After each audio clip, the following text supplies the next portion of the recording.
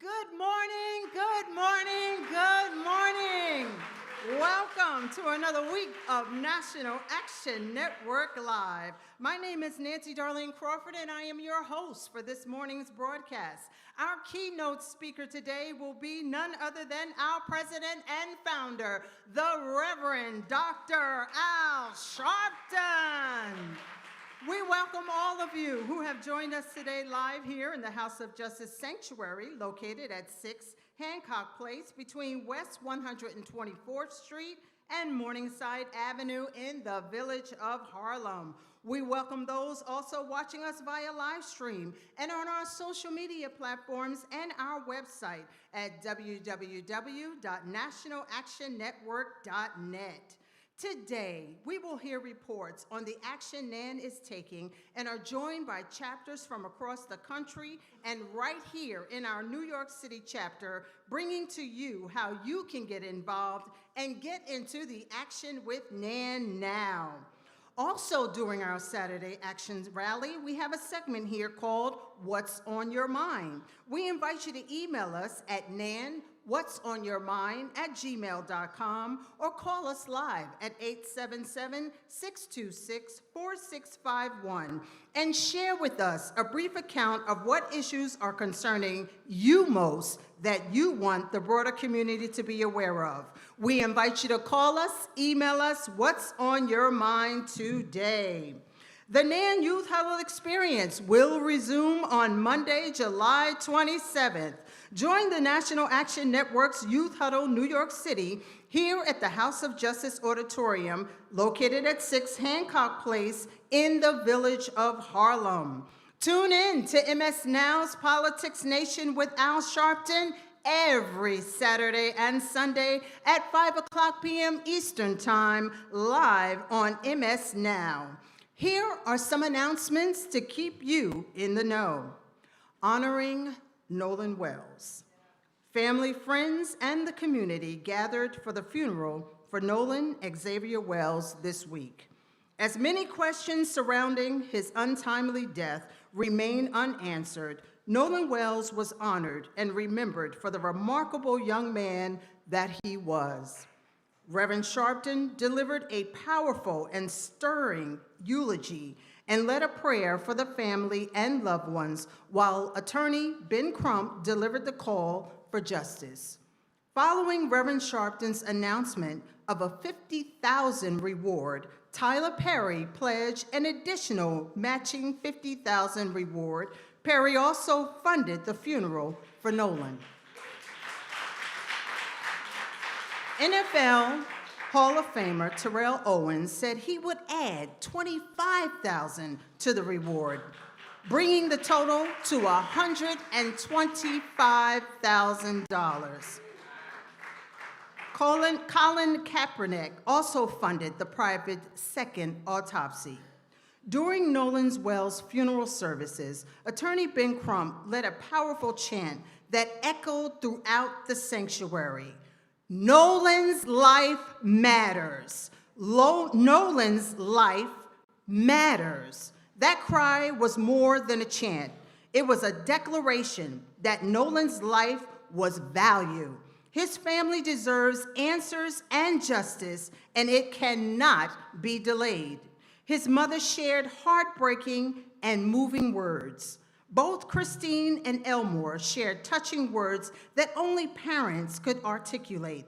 They reminded everyone that Nolan was more than a headline or a case. He was a son, a young man with dreams, a bright light, and a life that touched so many. May he forever rest in peace and power. The entire National Action Network team will continue to stand with the family as they pursue the truth and seek justice for their beloved Nolan.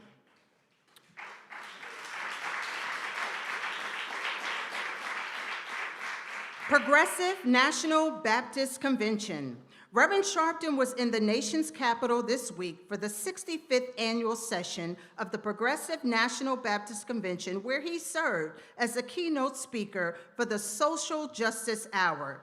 As we continue to speak truth to power, demand accountability, and stand for justice in every community across the nation, it's important to gather and share this message together.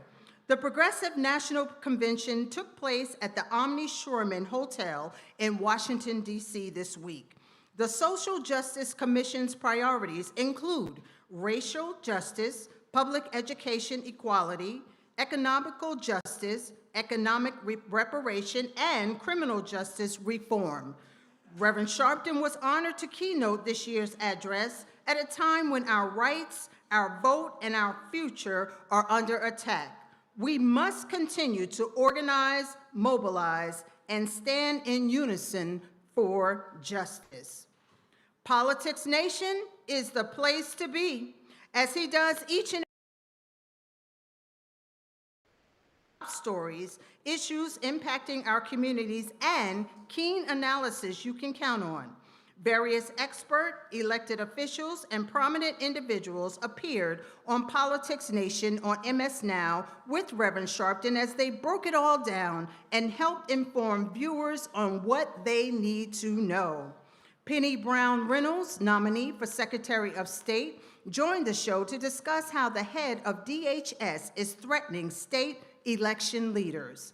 Representative Nakima Williams was on with Reverend Sharpton to highlight what families across the country are facing with rising health care costs, high grocery bills, and broken promises from Trump and his Republican allies. MS Now National Secretary reporter Julie Jester joined Reverend Sharpton to give an update on the deaths of U.S. troops as a result of the Iran conflict. Democratic gubernatorial candidate and former Atlanta Mayor Keisha Lance Bottoms was on the broadcast to discuss her race, Georgia politics, and other key issues.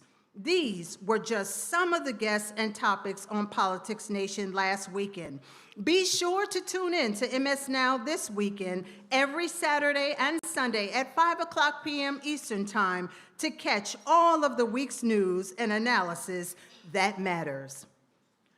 Rest in peace, Ousmane Diallo. National Action Network and Reverend Sharpton mourn the tremendous loss of our dear Ousmane Diallo this week. He was a youth leader with NAN and a member of our extended family.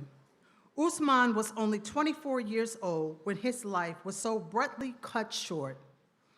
When he was just a teenager, Ousmane joined NAN's Youth Huddle program and actively participated in our efforts through the years, including our big mobilization to commemorate the March on Washington in 2023. He went on to serve as New York State Assembly member Al Taylor's legislative director. Young Ousmane had his entire life ahead of him, and we are deeply saddened by this untimely death. NAN held a special community huddle honoring Ousmane this week, where several elected officials paid their respects, including Council Member Yusef Salaam, Assembly members Jordan Wright, Manny de los Santos, and others. Family members, friends, the NAN community, and others all paid their respects and keep Ousmane's memory alive. Reverend Sharpton and the entire National Action Network family offer our heartfelt condolences to his loved ones and stand in community and support during this difficult time. Welcome to all of you who have tuned in and joined us also via live stream at www.nationalactionnetwork.net. and also live on Facebook at National Action Network. If this is your first time joining us or if you are not a member of NAN, we welcome you to National Action Network and invite you to join us and get into the action today. For more information and to join, you may visit our website, call 877-626-4651, or text the word NAN, N-A-N, to 59769. Welcome. Let us now welcome soloist Tisha Hunter under the direction of our musical director, Minister Tyrone Richardson.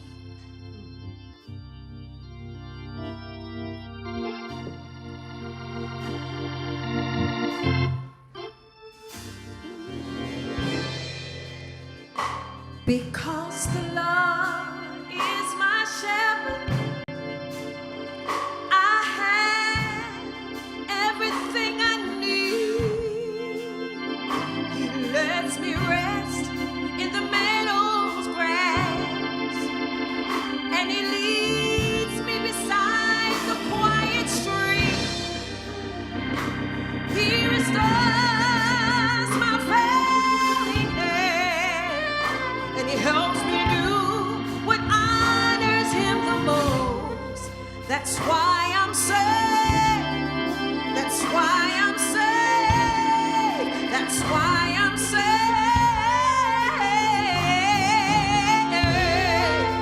Saved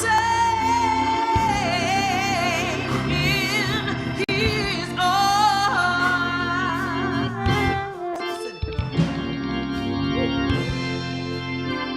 Because the Lord is my shepherd, I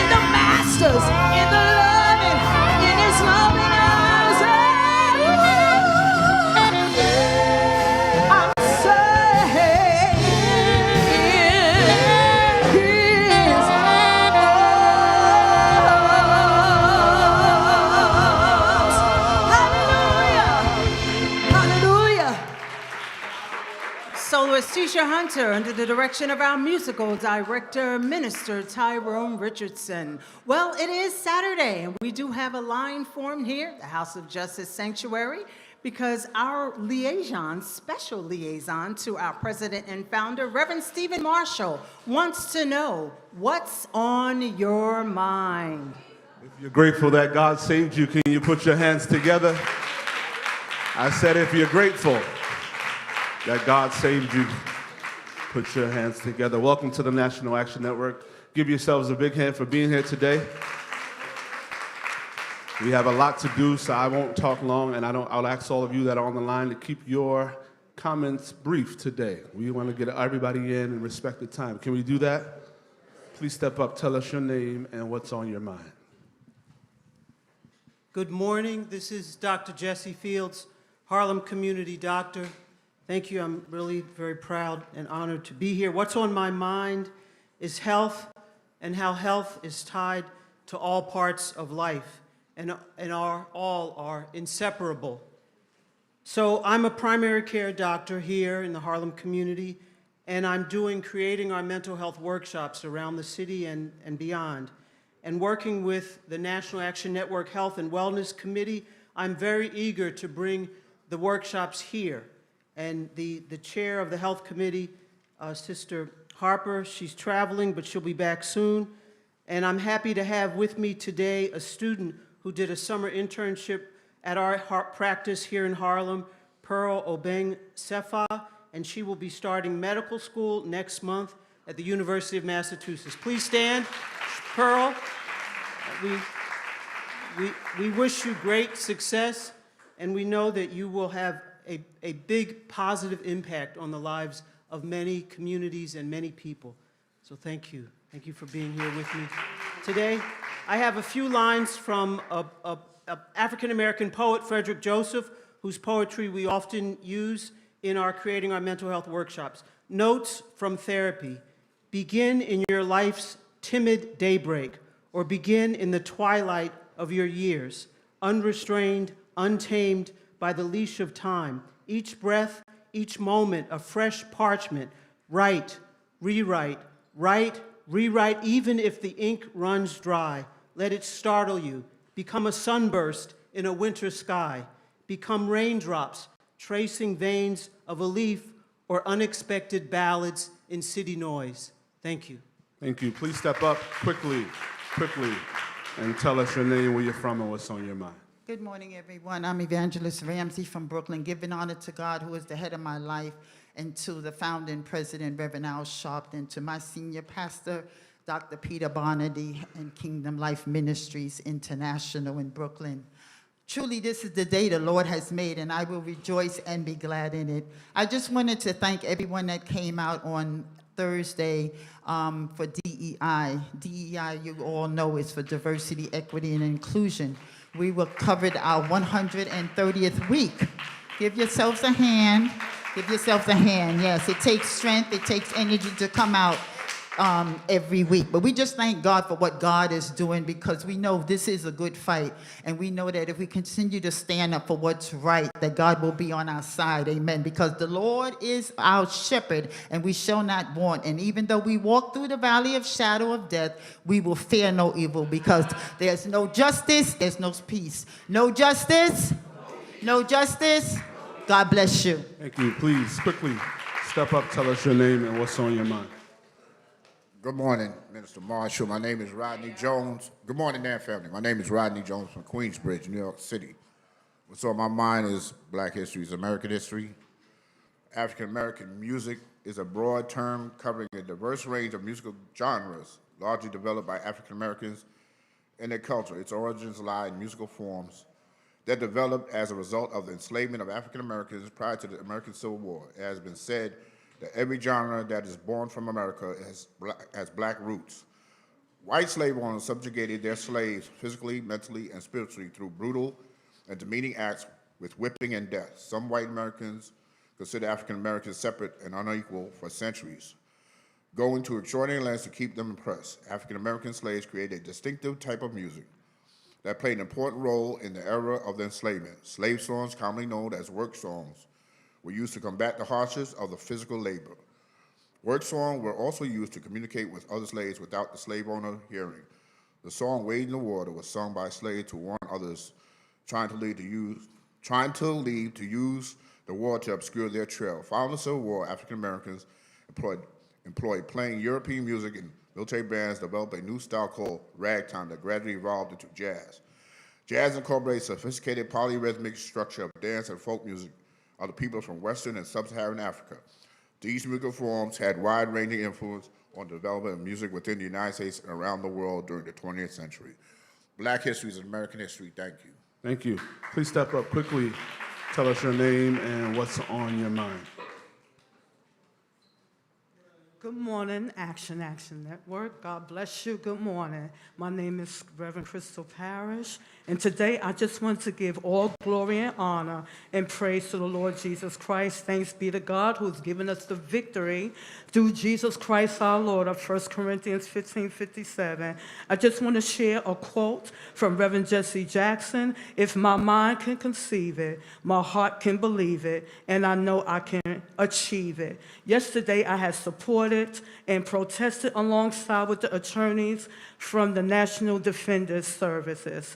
And they have provided legal representation, and I just believe they do a great service for our community in Harlem, fighting for health and for their salaries. I just want to thank and praise God for the opportunity to stand for those who work to help others. Glory to God. God bless you. Thank you for that. Please step up, brother, quickly. Tell us your name, briefly what's on your mind. All right, my name is Maurice. I'm from Brooklyn. And before I say what's on my mind, I want to say that the views I'm about to express do not reflect the views of the National Action Network. Right? Now, I want to talk about this Nolan Wells investigation a little bit more because we're hearing a lot about it, but for some reason, stuff just still is not adding up to me. It's like when they investigate black deaths in the South, there's a different system for us. It's like we getting a criminal just us system. For some reason, the Jackson County Sheriff Department seems to have forgotten how to investigate cases when it involves a black murder victim. Somebody's found face down in the sand on the beach, and before the body even dries up, we're saying no foul play, right? I want them to treat this like how they treat the deaths of like the white victims of crime, like Natalie Holloway, when the Central Park jogger was in the park, right? You could turn over the whole park looking to find out who did it, and you end up capturing 5 innocent boys in the process, right? Use half of that energy to investigate this case right now. Now, this is one of the reasons why diversity, equity, and inclusion matters. You put some black detectives on this case, and it's not that hard to solve. We have a dead black person. We got a wolf pack of white kids that was hanging with him, took him to this deserted island with, he's the only black person on the island. He's dead. They lying about having his phone. They're lying about having his keys. They're drinking underage and all this other kind of stuff, right? His mom has to track down the phone because this police department won't do their jobs, right? Now, we get back the body so that we could do a second autopsy. And for some reason, parts of the body are missing, so we can't conclude what's going on. But from what we see, he has trauma to the back of his head. Now, that's all I need to know. If I'm any good detective, right, I'm going to say that from my perspective, it looks like Nolan learned a lesson that night. The lesson was, don't turn your back on the wolf pack. They knocked him off that boat and he washed up on the shore. All right, now let's treat it like a murder investigation and do your jobs. No justice, no peace. Thank you for that. Please step up, tell us your name, and briefly what's on your mind. My name is Ernest, and I'm here to honor Ousmane Gao. Nan's own, growing up in Huddle and the product of Nan, modeling and shaping him into a superb man. Ousmane Diallo, a true example of love and leadership. Ousmane Diallo impacted a lot of people in their lives, a true servant of the people who will forever live in our hearts. A young leader, a mentor, an organizer, a real and true friend, dedicated in the fight for justice and equality. If you had the privilege of ever meeting him, please cherish every moment. you were blessed, for this was a humble and dedicated man. Please give a big hand to the memory of Nan's own Usman Diallo, a true legend. Thank you. Please come up, Deacon Anthony. Tell us your name again and briefly what's on your mind. My name is Deacon Tony Phillip. I'm a little distraught because the disabled is getting left behind. I'm going to take it from this and leave it. The King asks, who hears this person? The mother and father said, don't ask us, ask him. He is an advocate.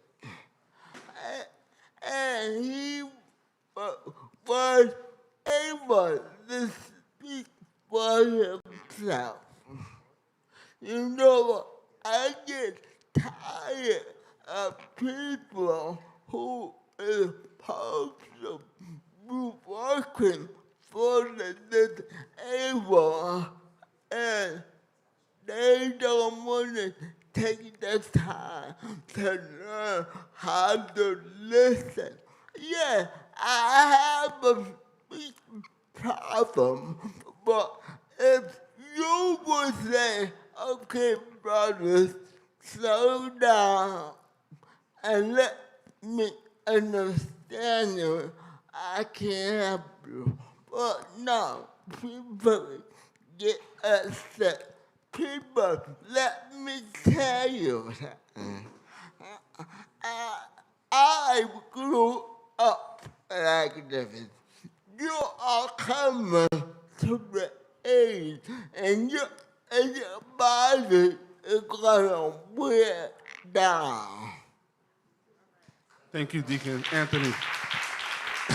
And what he said was that he's frustrated that the disabled community is not being included and inclusive. And so we have much more work to do to make sure that all of us, all people, all humans are part of the process.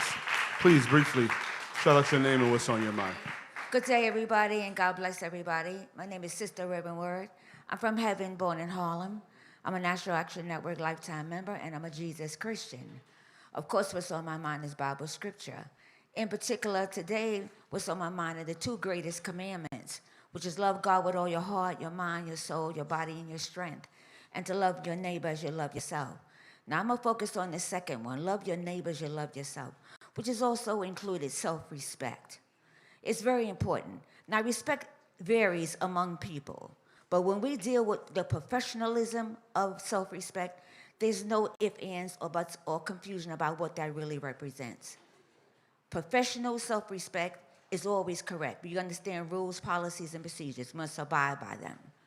The one rule that really clearly shows that we have self-respect as a group of people is making every effort to protect this democracy.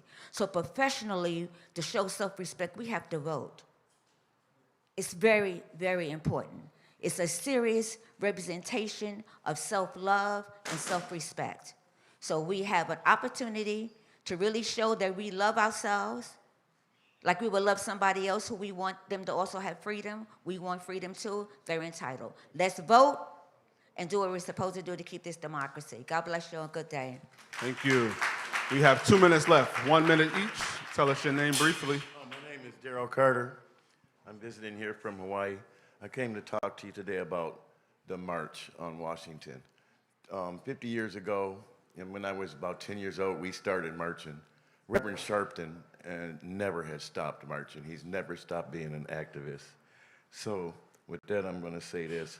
As children, we marched. Many of us marched for voting rights, to end segregation, and for equal rights. We stood with giants like Martin Luther King and Jesse Jackson. We were engaged.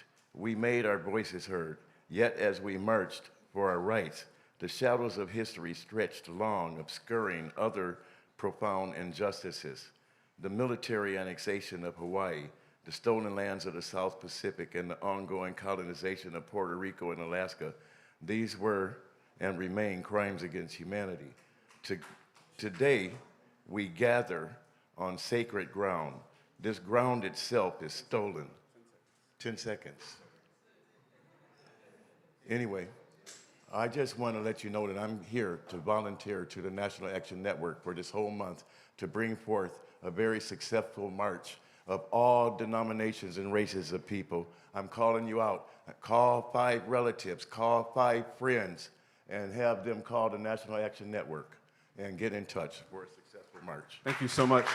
Quickly, we are winding down. We have about 45 seconds. Please tell us your name and quickly what's on your mind. Peace and blessings, everybody. I'm Dr. Teresa Pringle from Newark, New Jersey.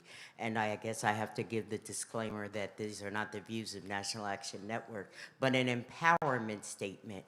We know that the Medicaid is going to change. And for all of those that are sitting in this room, we have many disabled people. How do we get in front and not fall behind? You need to go to your doctors now, get letterheads that state that you are disabled, not able to work. So when that employment piece comes down, you are already in front of it, not behind, and do not lose your benefits. Thank you. Thank you so much. Can we give a hand to all of those that have contributed? And again, the viewpoints that you heard today do not reflect that of the National Action Network. God bless you. Thank you, Reverend Marshall, and to all that contributed to today's What's on Your Mind. Our members are hard at work making change into reality across this nation and abroad. To hear more about what is going on right here in our New York City chapter, we take you in the house this week with Kanara Price, chairperson of the interpreters of the New York City chapter of National Action Network. Let us welcome her at this time.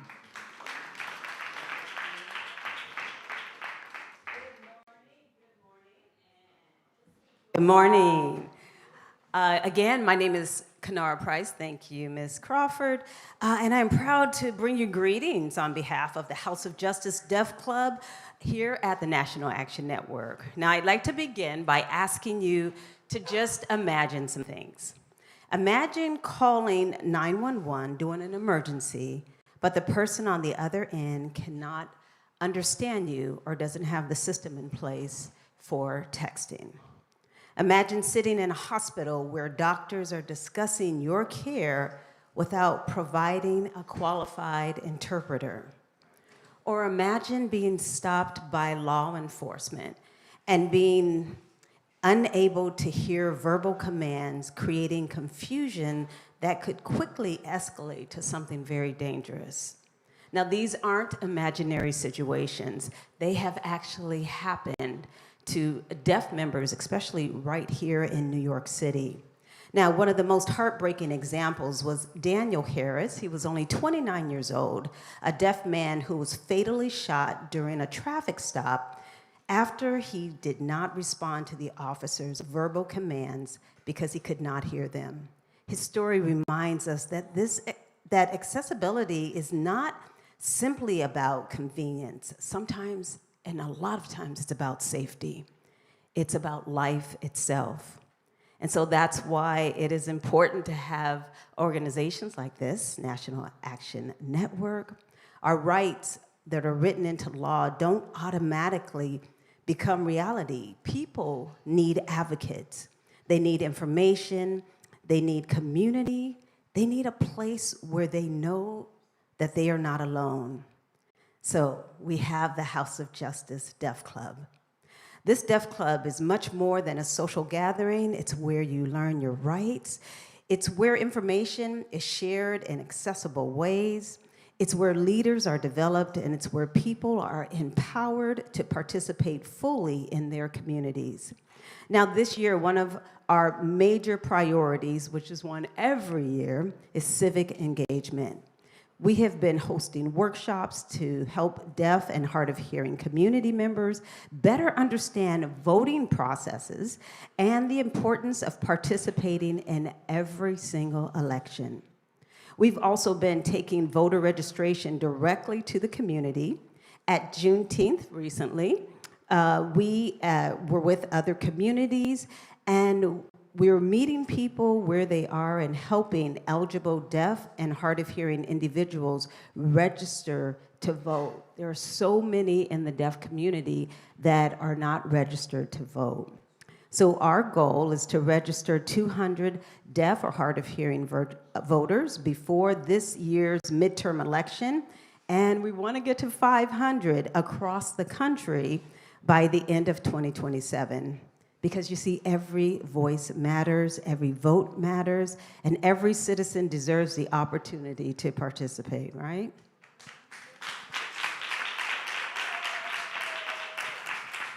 So know that our work is not just here in New York. To our National Action Network chapters across the country, we encourage you to build relationships with your local deaf community, invite deaf advocates to the table, make accessibility part of your planning and not an afterthought. Because accessibility is not a charity, it should not be an option. Accessibility is a right, it's our civil rights. And when we say justice for all, we truly mean justice for all. Thank you. Thank you, Kanara, for that information regarding our Interpreters Committee right here in the New York City chapter. This morning, we are going to take the time to give honor and tribute the life of Ousmane Diallo. I'm going to ask Aaliyah Nickens, NAN Youth Huddle alumni and leader, and William Andre Brimage III, former staffer for Assemblyman Al Taylor, both friends and colleagues of Ousmane, to come forward at this time.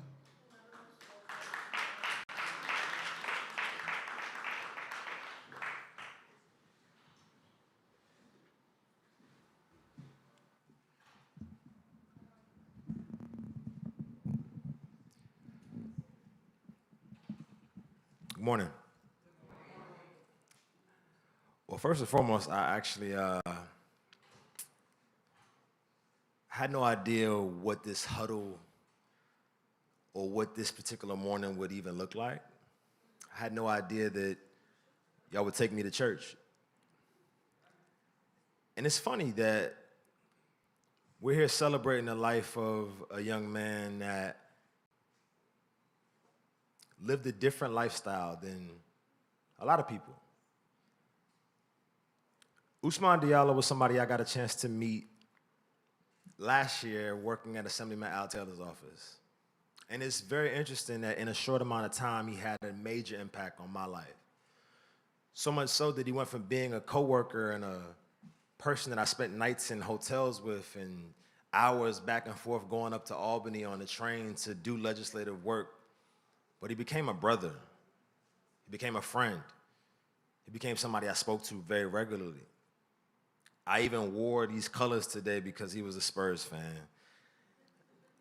And we talked all throughout the finals, and I thought I was just coming to just have a little conversation with some people, but I'm here at church with the family. And it's interesting that a man who studied the teachings of Muhammad and had an Islamic faith brought a Christian man into a Christian household.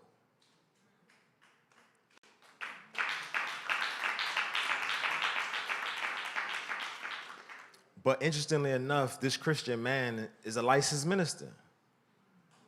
In 2013, I became a licensed minister, and for 7 years I practiced. And by I got about the age of 30, I was kind of over it. I was stripped of my voice. I felt like the church hurt me. And I took off and moved to California. And after 7, 8 years, I came back and I got a chance to meet this young man. And he reminded me of a young Malcolm.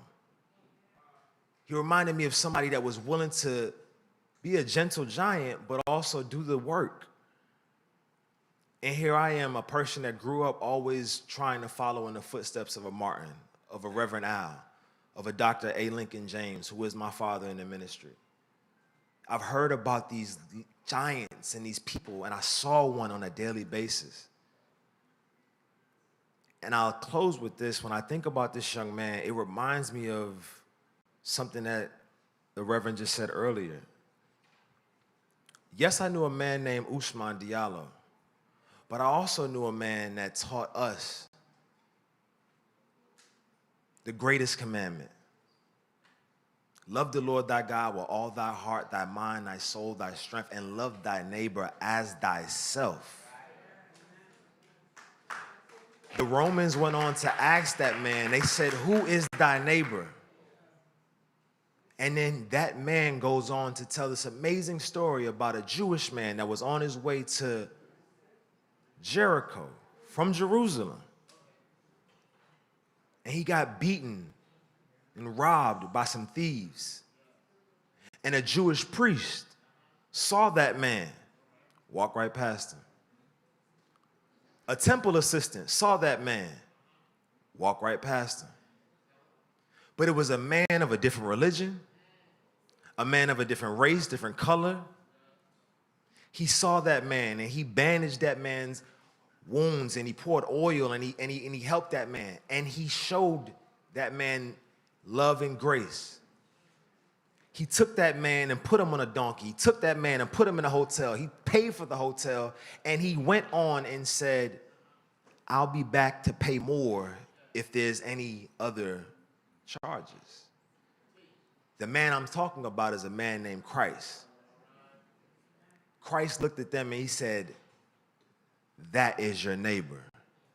Ousmane Diallo didn't look at me as a Christian. Ousmane Diallo didn't look at NAN as a Christian organization. Ousmane Diallo looked at this world as a place that we need to work together. And so I know, that even if he didn't profess with his mouth and believe in his heart that God rose Jesus from the dead, that doesn't mean that I'm not going to see my brother in paradise. Because I know a man named Christ that said, we are all God's children. So Ousmane, I love you. I'm going to miss you. And thank you for helping me find my voice.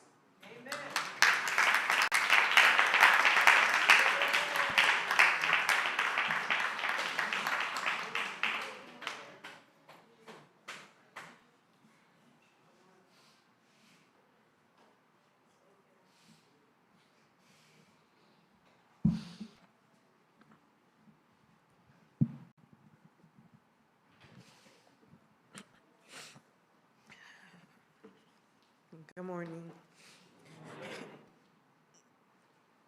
My name is Aaliyah. I didn't write anything because every time I tried to, I broke down. So I'm gonna just try to speak, so bear with me. The last time I spoke at a Saturday rally was actually with Ousmane. This was following the shooting at Harlem River when Darius Lee lost his life, and Saturday we were here speaking. That night was very memorable because after the shooting happened, Ousmane and I were in Harlem Hospital all night till about 3, 4 in the morning with families of people who got shot, and we weren't working. This wasn't something that we was doing because we were part of the NAN Youth Huddle. It was because we were from Harlem. And it was a shooting in Harlem, and some of the people that we knew got shot, and we made sure that we wanted to be there and support their families. So we was there till 4 in the morning, and then when we found out Darius Lee got shot and his family got invited to NAN Saturday's rally, we were speaking, and that's the last time I've been here. I'm gonna speak about Ousmane's legacy. This is just his resume, but I'm gonna speak more in depth about what he did. Ousmane Diallo serves as Legislative and Budget Director, as well as Constituent Liaison to New York State Assemblymember Al Taylor. In this role, he develops legislative priorities, supports budget advocacy, drafts policy and communications, and collaborates with government agencies and stakeholders to address issues impacting Upper Manhattan. Usman was National Youth and College Field Director for the National Action Network, leading organizing and civic engagement nationwide. Notably, he helped mobilize efforts for the 60th anniversary of the March on Washington, bringing together thousands of young advocates. In recognition of this leadership, NAN named him Youth Activist of the Year. Usman is also an alum fellow with Cities United, advancing strategies to reduce violence and improve outcomes for youth. He holds a BA in political science from the University at Albany's Rockefeller College, concentrating in equality and inequality with a criminal justice minor. Beyond that resume, Usman was my friend, my best friend, like my brother. We met when we were around, we was born the same year, but he was born a couple months before me, so we met when I was like 13, he was about 14. In middle school at Harlem Children's Zone, County Cullen, and I knew right away that Usman was gonna be my friend because we were the only ones that liked Meek Mill at the time, and we were the only ones that stood our ground, and I knew from then that's gonna be my friend. He could stand his ground. It doesn't matter if 100 people is against him. He's gonna stand on what he believes. He's gonna stand on his morals, and that's why I knew that we're gonna be long-time friends, and that's something that we were. We grew up very beautifully. I knew from young that Usman was gonna be the change that he wanted to see because he was very conscious. He knew that the world that we were living in had a lot of things that was wrong with it, and he wasn't one to be comfortable and sit down and watch as people are being killed, people are being murdered, young people aren't able to speak up against themselves. He wasn't the type to sit down and allow that to happen and not do anything about it. So it wasn't like he went to school and he learned about political science and then he's like, let me go back and help my community. He helped his community first and found his voice and said, I'm gonna go to school so I can continue to help my community and help my people. Falivi brought him to NAN Youth Huddle, and him and Falivi, in my opinion, changed the whole trajectory of NAN Youth Huddle. They brought in more young people. They made their voices known and heard throughout the whole Harlem. I think that they're very known in Harlem, and what stood out to me the most and the reason why I came back to Youth Huddle, and I was the only girl, they called me Sister Huddle because I was the only girl out of a bunch of them. What always stood out to me and made me keep coming back, when I saw Usman at NAN, I trust Usman with my life. So I know if he's here and he's dedicated, this is somewhere I need to be. And Usman is a devout Muslim. He loves his religion. He's proud of his religion. This is a Christian-based organization, and he did not care. He was still here. He was still respectful. He would still interact with one another, with people, and I knew this is where I needed to be because Usman is here. We mobilized. I was like my partner in crime. We mobilized marches together, rallies together, small, large, anything. When it came to uplifting young voices, that's something that Usman and I did here, but also at Cities United, which is a national organization that focuses on reducing homicides and young men and Black boys. And at that organization, me and Usman represented Harlem, New York. So we were the only ones in the back-to-back cohorts from New York with other young people from different states. And our job there was to bring our experiences, what we see when it comes to shootings and gun violence in New York, and bring that to their space and how are we gonna fix it, looking at gun violence as a public safety issue, addressing it in a holistic way. And Usman made sure that he did that with grace and class. Not only was Usman part of Cities United, but he was a legislative director at 24 years old. He didn't just work under Al Taylor, but he wrote bills, he introduced bills, and he got bills passed at the age of 24. And he left an impact that will go far beyond my years, even after I'm gone. There's an article, right, that says that he was the future. In my opinion, I do think that he was the future. I do think that if he would have ran for Congress, he would have won. If he would have ran for president, he would have won. He would have been leading our country. But I also do think that he is the future right now, even though that his body isn't physically here with us anymore. And this is what's been keeping me grounded, that his spirit is throughout Harlem, and the impact that he left is going to inspire so many young people to get civically engaged, to become leaders in our community. I think what we talked about all the time is how do we make activism cool for young people that come from neighborhoods that are underserved? How do we make it appealing to young people? And he did exactly that. At his funeral services, he had he had more than 10 elected officials at his funeral service, 25 elected officials at his funeral service. Yesterday, he had the mayor at his janasa, and I think that's inspiring to young people that you can be from anywhere. He was from Dunbar, the most dangerous part of Harlem, and he shows young people that you can be from anywhere, you can go anywhere. So I love my brother. I encourage everybody to keep his name alive as well as his legacy, which includes getting young people involved in this work. I just want to say good job, Usman. I'm proud of you. The work will continue. The marathon continues. I will continue to keep your name alive in this work, the USPE. Thank you. Thank you so much for that beautiful tribute. Each and every Saturday, we have an inspirational word coming to us from one of our leading pastors or preachers from across the country. This morning, to bring an inspirational word to us, we welcome Reverend Dr. Tyrone Stevenson, Senior Pastor of Hope City Church in Brooklyn, New York. Let us welcome him with a warm National Action Network welcome. Amen. Good morning. And I am so glad and honored to be here with you tonight, this morning. I do want to honor the Reverend Dr. Al Sharpton, the president and founder of NAN, and also to the Reverend Dr. W. Franklin Richardson, who is a chair of the board, and we are grateful for this opportunity. If you would go with me briefly to God's word, Isaiah chapter 10, verses 1 and 2. It says this: "Woe to those who make unjust laws, to those who issue oppressive decrees, to deprive the poor of their rights and withhold justice from the oppressed of my people, making widows their prey and robbing the fatherless." I want to talk to you about becoming a game changer.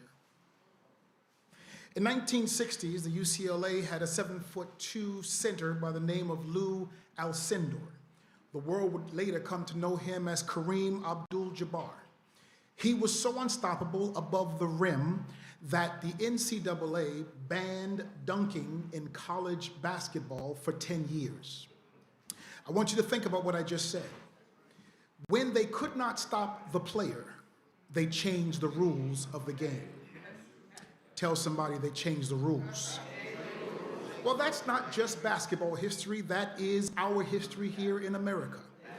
Every time we learn the game, they move the goalposts. Every time we win political power, they want to redistrict. Every time we make progress, they announce that equity has gone too far. But Isaiah has a word for people who attempt to rig the game. Isaiah teaches us that when power is used to rob the poor and silence the vulnerable and deny people their rights, God takes it personally. And when the rules are rigged, God raises up, throughout Scripture you see it, God raises up what I call game changers. Now, to be game changer, you need to do a couple of things. I think we have some in this room. One, we have to recognize the rigged rules. We must recognize what's happening today. The Trump administration is not hiding it or being shy about it. They've eliminated federal equity programs, revoked affirmative action requirements for federal contractors, is attempting to suppress the vote in his favor, press for new restrictions in mail-in voting, and is attempting to whitewash America's history. They call it merit, they call it integrity, they call it efficiency. But game changers look beyond the labels that's given things in that moment, and we ask real questions. Game changers ask, well, who's losing access? Game changers ask, whose voice is actually being weakened by your policy? Game changers ask, whose history is being erased? And whose vote is it making it harder to cast? If you see the game, tell your neighbor, we see it. Isaiah does something very powerful in these two verses. Isaiah names the decrees, he names the damage, and he names the people who are being denied justice. Christian faith should not and does not close our eyes. It should actually give us the courage to tell the truth. Not only should a game changer recognize rigged rules, but a game changer must also change the strategy of the game. Kareem did not stop playing basketball because they banned the dunk. He developed the almost unstoppable game-changing skyhook. They changed the rules, so Kareem changed his strategy. In our history, that's the same thing for us. We are people of this kind of mindset. When they denied our ancestors education, they just changed their strategy and built their own schools. When they denied us dignity, we changed our strategy and we built movements. When they met us with dogs and they met us with hoses and fire hoses, we came back with marches and ballads and boycotts and prayer and organized power. When we recognize that today, as every other day, we may have been disappointed, but we are never defeated. We have been targeted, but guess what? We're not terrified. We have been pushed down, but we are not backing up. Would you hunch your neighbor and just say, stay in the game? Those who are depending, they are depending on us getting withdrawing. They are depending on us getting weary, and that our weariness will silence us.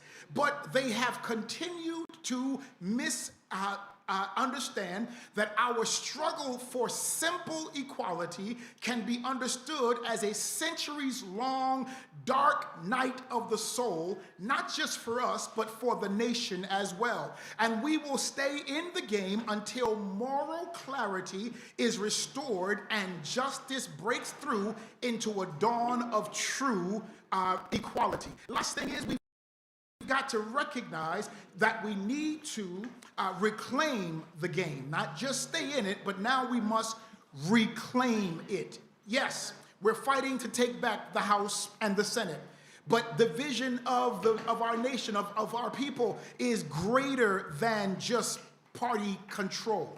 We are reclaiming the institutions that determine whether justice stays on the pages of our law books or walks through the neighborhoods that we live in. We are reclaiming the House where laws are written, budgets are approved, judges are confirmed, and our children's future is being negotiated, because the vote still needs defending and justice still needs a witness. Let me get out of your way and close with this. If they tell us that, well, can you really change this game? Is it possible to do something different? Don't tell them about Kareem Abdul-Jabbar, although it's a great story. We ought to tell them about a man who came into the world that was rigged against him. And the powerful had the seats of power, and the poor carried the burden, and the religious became so comfortable with oppression that they did nothing to do. They did nothing to change it. But Jesus, the Jesus we know, he came into the game, he changed the game by touching people no one else would touch. He changed the game by welcoming people that everyone else had rejected. He changed the game, watch this novel idea, by feeding the hungry and healing the sick and lifting the broken and preaching the gospel to the poor. They tried to silence him. They arrested him. They marched him up the hill called Calvary, put nails in his hands, nails in his feet, a crown of thorns on his head. They put him in a borrowed tomb, but guess what? The game wasn't over. Early Sunday morning, that Jesus got up, and because he got up, we can get up. You are game changers. Man is a game changer. Let's go change the game for righteousness. Thank you.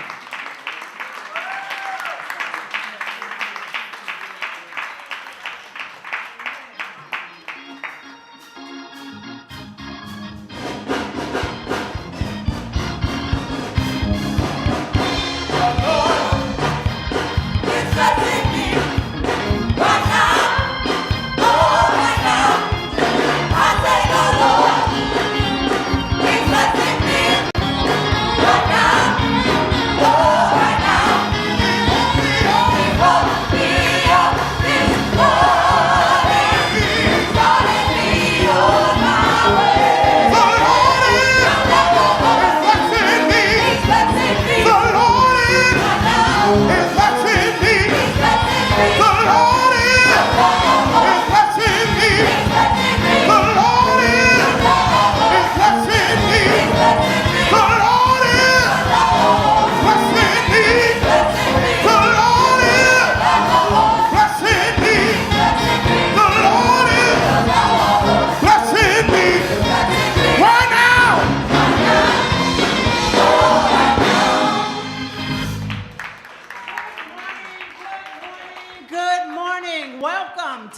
National Action Network Live on 107.5 WBLS. Let us now receive our president and founder, the Reverend Dr. Al Sharpton.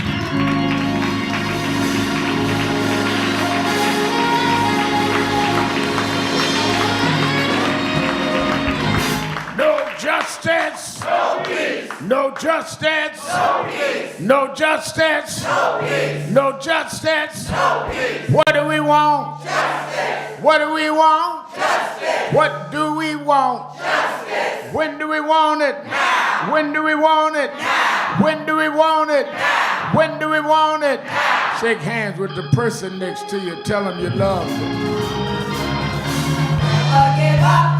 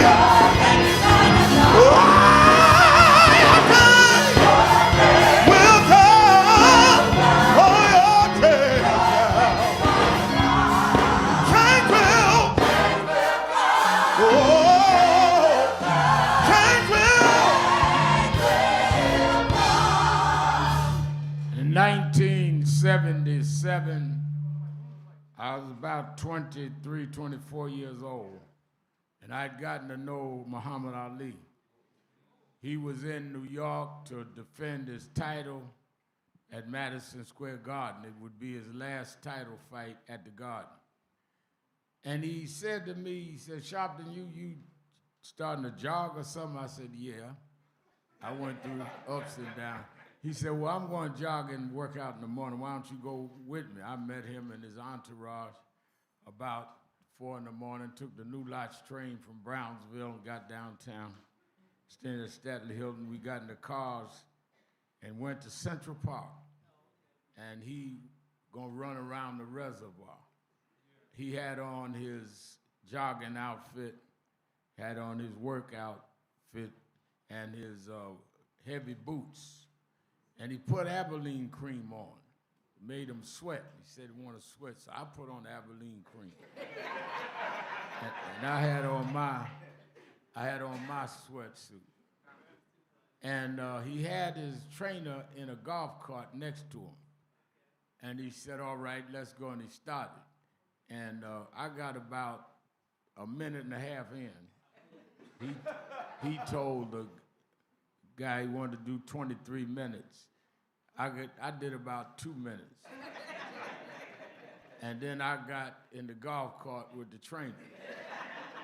Ali went all the way around the reservoir, and when he got almost to the finish, he looked at the trainer and said, clock. And the trainer hit the clock. I said, you ain't been doing the time all this time? He said, no. And Ali then started jogging and finished in 23 minutes. We got back to the Statler Hilton, and I said to him, Statler Hilton, used to be right in front of the garden. It became Hotel Pennsylvania now. I don't think it's nothing there. And I said, Champ, why did y'all start clocking after you'd already ran most of the reservoir? He said, well, I'm getting older now, Sharpton. And sometimes you got to train to be able to fight past your exhaustion. Fight when you're too tired. Fight when it look like you're going to lose. He said, if I can train to run and go, even when I'm tired, then when I get tired in the fight, I got a reserve to keep fighting.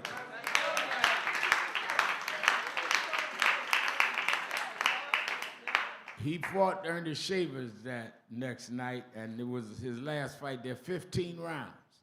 And about the 12th round, when it looked like Shavers was catching up, I thought about he got that reserve gear.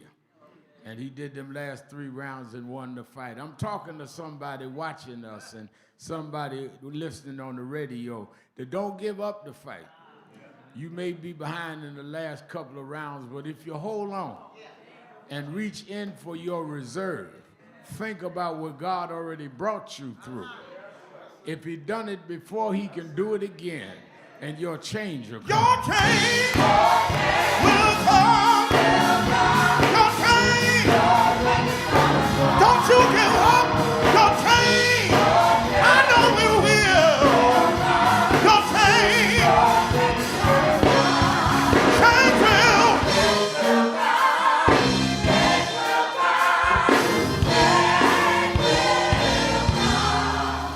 Many of you know James Brown, the Godfather of Soul, is like a father to me. And I remember when he had gotten older and got in trouble, many of you remember that, and had gone to jail and they had desecrated him. I used to go down and see him about every 2 months in the jail. And it was interesting because very few of people, even in his family, visited him. But I would go down, we didn't have no money, I'd drive down. We just could put some gas in the car, me and a couple of fellas that was with me with National Youth Movement. When he got out of jail, though, the whole world saluted him. James Brown's back, big concert out in L.A. And 2 years after that, the Kennedy Center was like getting the Oscars, was going to honor 5 artists, and they honored James Brown. And they said for the program, this is an honor to have the program, they wanted tribute for each artist, with Carol Burnett was one of the 5 that year. And they wanted each artist to determine who would write their tribute in the Kennedy Center program. And he told them, I want Reverend Sharpton to write mine. And I was running for president then, 2004. They said, well, you know, President Bush comes, the president sits at the honors. He said, I don't care. He said, that's who I want to write my tribute. He said, in fact, I want him to have a box seat next to where the president and all of us sit. Yeah. And when I got there and they brought me, sat me next to the box seat, I looked over and saw Mr. Brown, who I'd seen in jail for 2.5 years, sitting next to the president, honoring him, and had a boy grew up on welfare in Brownsville write the notes. It told me that no matter how rough it gets, if you don't give up, sometimes you quit right before your victory. God sometimes will let you go through the rough road so you can appreciate the victory better. So if you keep going, I don't care what you're going through. I don't care how hard you fall, you can get back up and your change will come.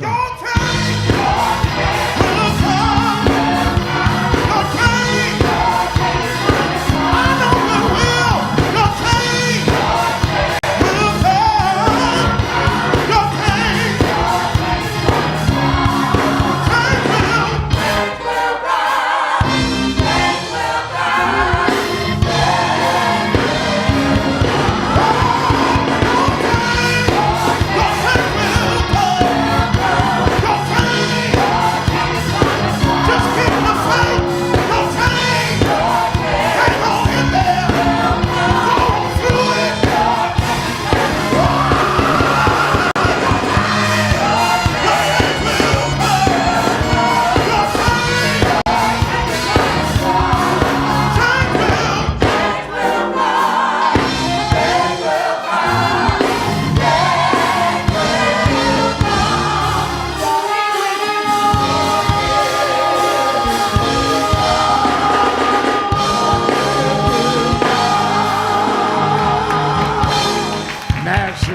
Action Network Change Choir. Give them a hand.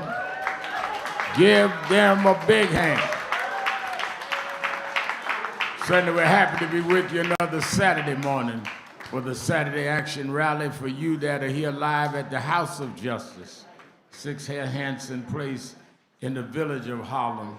And for you that are listening live on a WBLS 107.5 in New York, or watching us on Impact Television or nationalactionnetwork.net, on YouTube/NAN, and on the AME Zion Network, we're happy to be with you another Saturday to give our report on where the action is. Give a hand to our presider, Sister Nancy Darlene Crawford. Our musical director, Minister Tyrone.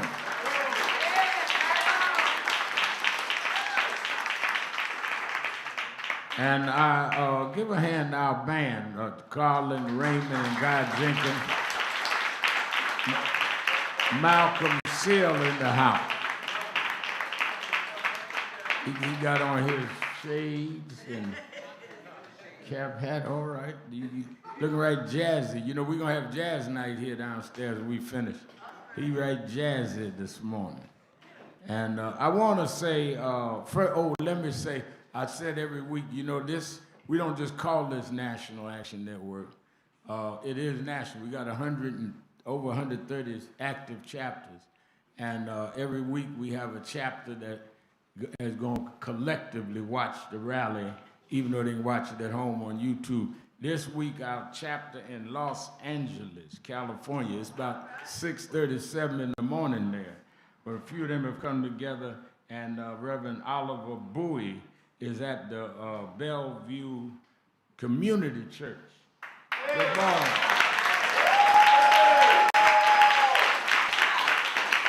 That's LA National Action Network. I see Tony Wafer in the house. That's some of our LA people. Thank you. Y'all all right out there? I can't hear you, but I can see you. Thank you for being with us. Let me also say that we dedicate the rally and broadcast this morning to our brother, beloved Ousmane Diallo. Come on, Ousmane Diallo.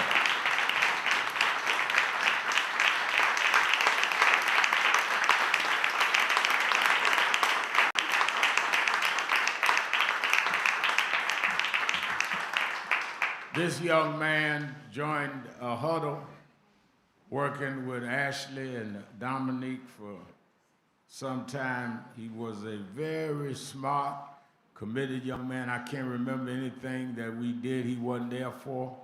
Went on and worked with elected officials, did things in the community, but there was something striking about him, and bright and committed about him. And if there was an example of what we want our young people to be, Ousmane was that.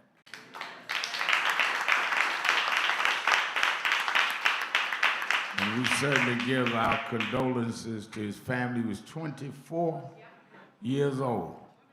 And to lose him, a lot of you went to the funeral, and we prayed for his family and whatever happened.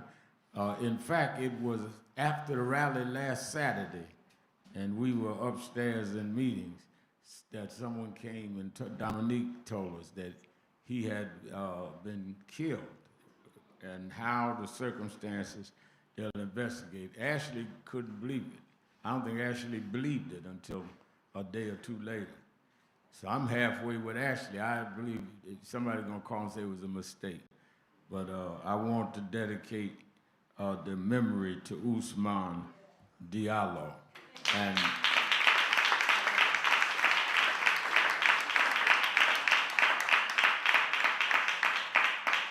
on the side of the building, we own the lot too, when we get ready to do larger events like feeding people we do every Thanksgiving and Christmas, we have a heated tent we're gonna put out there.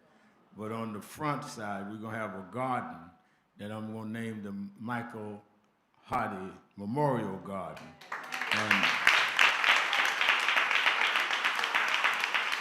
And we're going to put one of the first stones in name of Ousmane Diallo. He'll always live. He'll always live at the House of Justice. Ousmane will always live.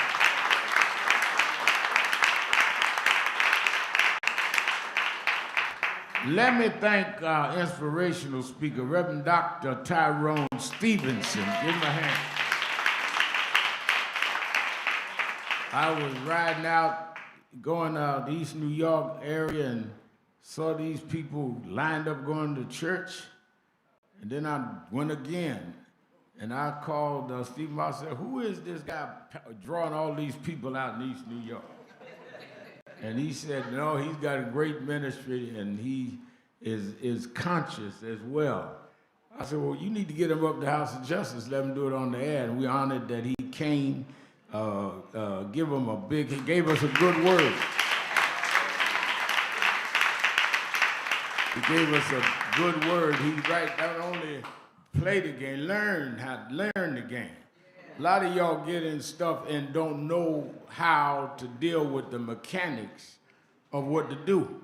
One of the reasons that we're so deliberate about our sessions here is just being passionate does not make you powerful. You have to organize, and you've got to understand the systemic way you organize. You can't run for office unless you have petitions. Everybody run around talking about DSA. If they are out organizing you, don't get mad at folks for you being lazy. Hello. Well, you know, Reverend Al, they just go knock on everybody's door. Well, you knock on some doors. Them doors are still there. They didn't build the door, they knocked on the door and had a message when they knocked on the door. Reason why would we do, the people talk about, well, I don't know why Sharpton and them draw more people because they got media. It's not media, we have organized. Right now, as you just see the LA chapter, last week it was our Mid-Tennessee chapter. We have active chapters. We don't get up when something happened. We never go down. That's why 10,000 people come to our convention. That's why it's National Action Network. When I was 16, I started National Youth Movement. It wasn't but me and 10 folk, but we said we was national. We had some national dreams. But now we are national. Offices in LA, offices in Washington, offices in Atlanta.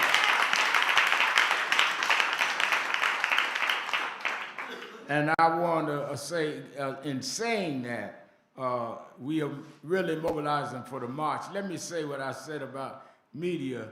Watch Politics Nation with Al Sharpton today and tomorrow, 5 p.m. Eastern. Over the weekend, a lot of people turn off. You need to watch over the weekend. That's why the Sunday shows are important. They set the tone for the week. And tonight I'm going to have on Minority Leader Hakeem Jeffries, and he'll be on, and other members of Congress tomorrow. I'm going to have on the congressman from Louisiana that they're trying to take his seat with redistricting, and I'm going to have others on. I want, of course, dealing with a lot of these cases, I want everybody to watch Politics Nation on MS Now at 5 p.m. Eastern Time. And you know, Dr. Stevenson, when I started on Politics Nation, MSNBC, that's now MS Now, they said, well, Sharpton ain't gonna last for 2 months. That ain't gonna last. And then I went to 2 months. They said, well, it'd be good if he get to 6 months. Well, August 29th, I will have been the host of that show for 15 years.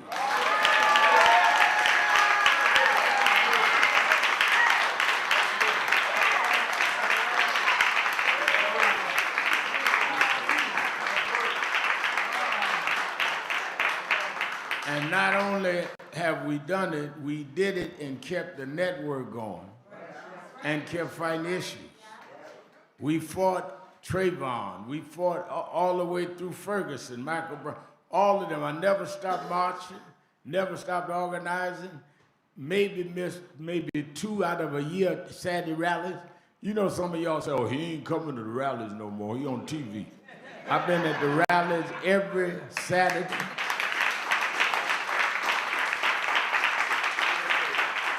Because you are not going to be true until you're true to yourself.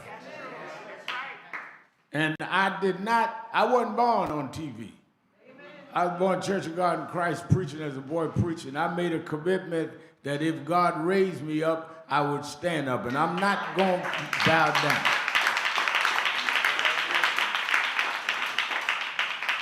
Let me say in light of that, as many of you know, I was in Mississippi this week to do the funeral services for Nolan Wells. And I can't tell you, no matter how many of these funerals I do, they still emotionally bother me. I think when you stop being affected by these tragedies, then you should stop doing what you do. And I look out, Eric Garner's mother's with us, been with us since they killed Eric in Staten Island. Gwen Carr, and very, very few weeks she misses. And Gwen, as I was walking that body, the casket down the aisle with the mother and father and attorney Ben Crump, I thought about all the and I've done a lot of funerals of victims. I've done a lot of funerals. I did James Brown's funeral. I did Michael Jackson's funeral. And did Roberta Flack's funeral. But the victims' funeral, when they are young and should not be in that casket,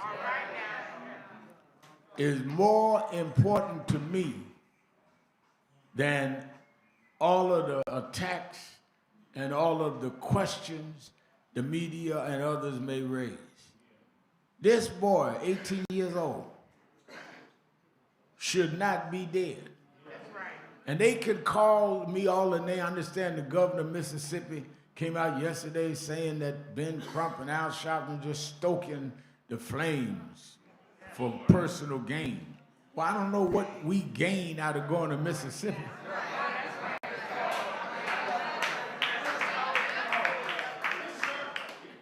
I ain't even got no relatives in Mississippi.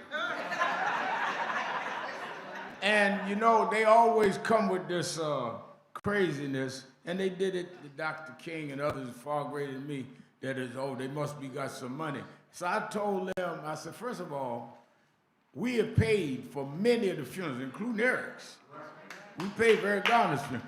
And when the family got their settlement, I never asked even for reimbursement, am I right? Because I said, no, that's y'all's money. This is what we do. So not only did we not come to make money, I don't even know if they can sue there. We never have taken money. I said, but to show y'all we don't take no money, I'm pledging we put a $50,000 reward.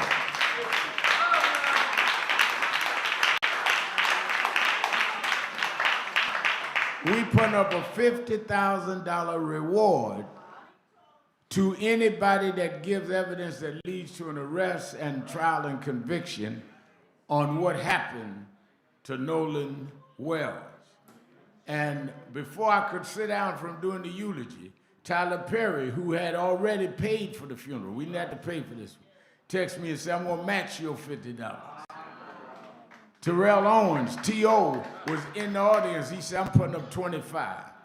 So we put up $125,000 if anybody comes forward.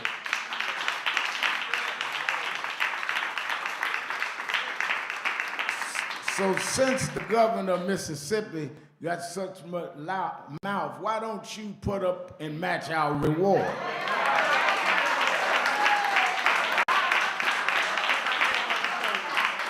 I mean, why don't you show we ain't stoking flames? Let's do this together, Governor. I put my money up, you put up state money or your personal money, and say we don't need to have the flame stoked. We need the truth to come out, because what they're saying about Nolan Wells does not add up.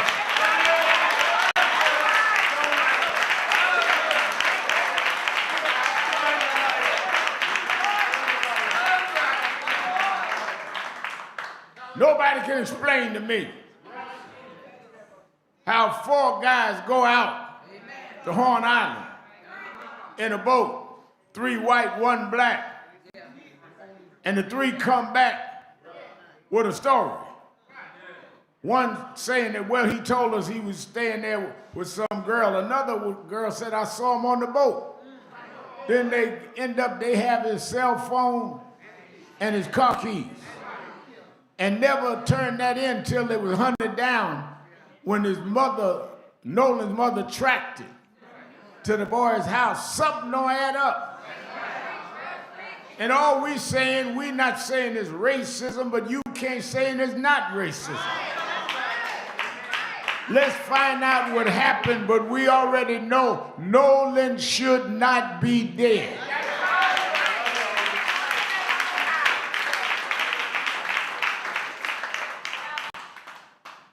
It always bothers me, you know, the backlash of the governor. You think the governor would say, let the process just play out?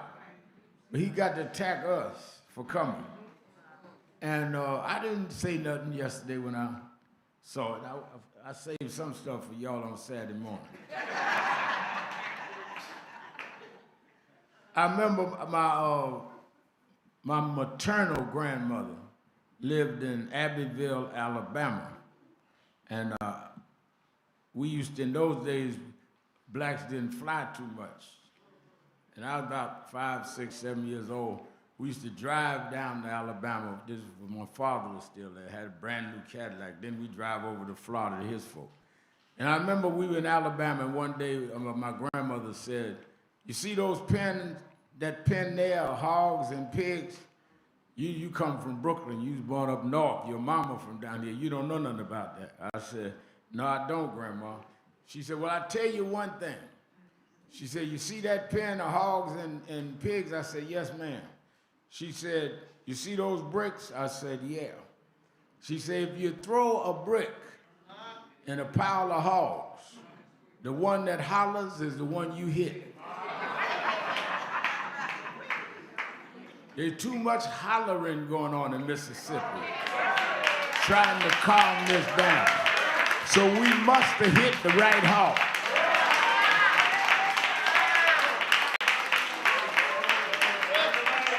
Why are you worried about a lawyer and a preacher coming if you got nothing to cover? If you got nothing to try to, why are you worried about us coming? You got a boy dead.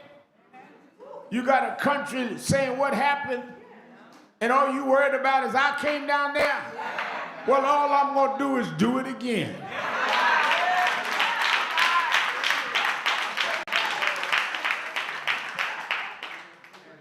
Let me also talk about some of the things that happened this week that got on my radar. The Department of Education, a lot of you may have missed this. The Department of Education under Linda McMahon, who is now over the Department of Education under Trump. She was the co-owner with her husband of the Wrestling Federation. I don't know how somebody that was the head of wrestling becomes the head of education, but that's a whole nother Saturday morning message.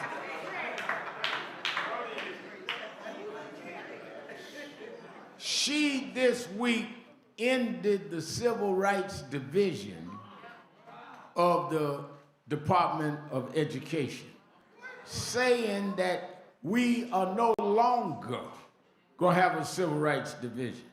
Now that's in line with Trump ending DEI and ending affirmative action that Reverend Stevenson talked about. They are in our very face, turning around everything that was gained in the 60s. They applaud Dr. King and destroy the Civil Rights Act and the Voting Rights Act. Now, we are complaining a lot, and understandably so, about gentrification. But we have not dealt with how they have gentrified the legal rights of blacks in America. They're removing your ability to even deal with racism.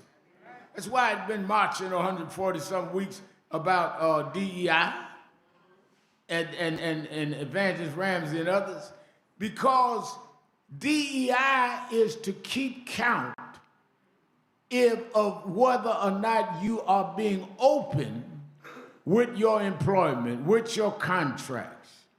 If we cannot measure diversity, then we don't know if we're shopping with people that won't hire us or put us on the board. This ain't about playing the race card. This is about putting all the cards on the deck.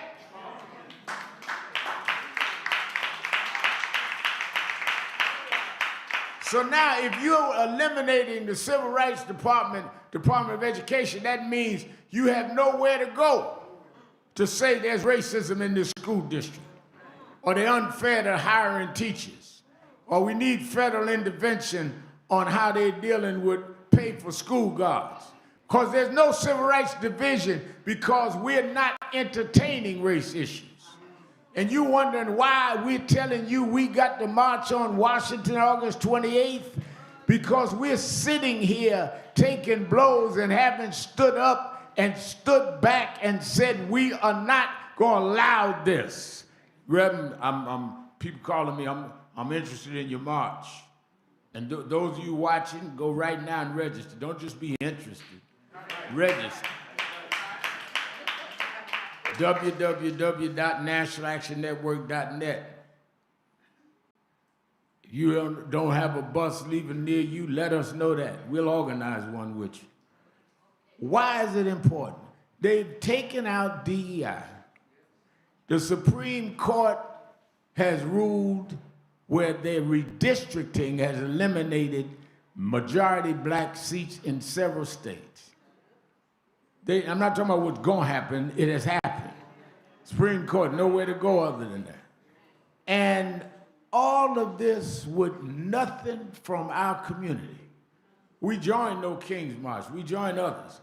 But where's the march we're leading about our civil rights and voting rights being taken? That's what's going to be August 20th. This ain't no Al Sharpton March or Martin Luther King III March. We called it. But it's about we should not be silent while they are stripping us in broad daylight. And you're quietly going backwards. Well, Reverend Al, why are we marching? Why did they march in the 60s? Marching doesn't solve a problem. Marching creates a climate for a problem to be solved. But if you don't dramatize a problem, they will not bring the problem up. I can guarantee you, when Trump is sitting there in the Oval Office saying, well, let's do this. Let's eliminate civil rights. Let's eliminate DEI. What's the reaction? Well, ain't been no reaction. A couple blacks on Twitter, or X now, whatever y'all on. But there's been no mass reaction. They need to see August 28th mass reaction. That's what happened in '63 when Martin Luther King and A. Philip Randolph came there. When the masses went to Washington, they couldn't ignore that. The march is the beginning of that. Then you energize people to go to their homes, their home states, their home cities, to organize for the midterm election. And if you vote because you're inspired, you're energized, then you can maybe have the majority of the House of Representatives switch. Hakeem Jeffries would be in line then to be the speaker. He'll be on the show tonight. And the speaker then decides the chairmen of committees. or based on seniority. That's how you make change. That means that everything Trump does then, Democrats can block. You can't block now because some of y'all wasn't voting. Running around talking about y'all didn't want a woman president.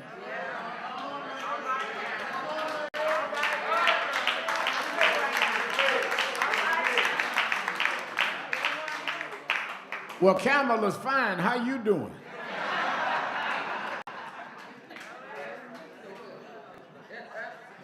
I wasn't talking to you, Tony. I'm talking about how you doing. How Tony get downstairs? I told y'all keep him in the balcony. So the people that talk and don't understand the history only expose their own ignorance.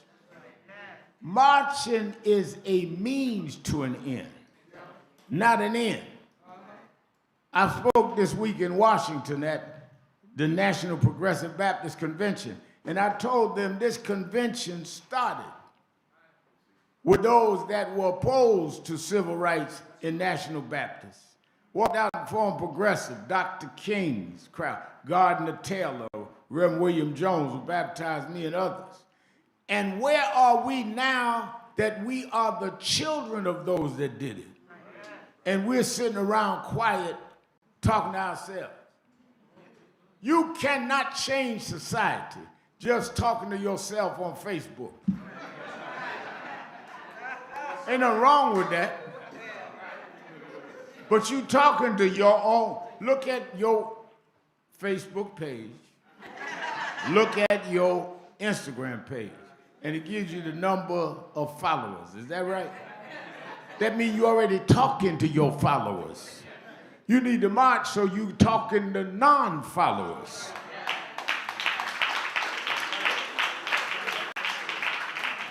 I mean, I can't understand these followers that these Instagram people, Instagram activists, that think that they changing the world talking to folk they already got on their side. And they be posing. I mean, I had to stop looking at it. Ashley told me, please erase that from me. Because, I mean, they be just posing like they pin up something.